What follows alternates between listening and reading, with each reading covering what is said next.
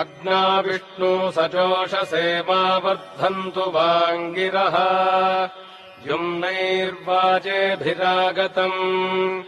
वाजश्च मे प्रसवश्च मे प्रगतिश्च मे प्रसितिश्च मे धीतिश्च मे क्रतुश्च मे स्वरश्च मे श्लोकश्च मे श्रावश्च मे श्रुतिश्च मे ज्योतिश्च मे सुवश्च मे प्राणश्च मे पानश्च मे व्यानश्च मे सुश्च मे चित्तम् च आधीतम् च मे वाक्च मे मनश्च मे चक्षुश्च मे श्रोत्रम् च मे दक्षश्च मे बलम् च ओजश्च मे सहश्च आयुश्च मे जरा च आत्मा च मे तनूश्च मे शर्म च मे वर्म च मेऽङ्गानि च मे स्थानि च मे परोगुंषि च मे शरीरम्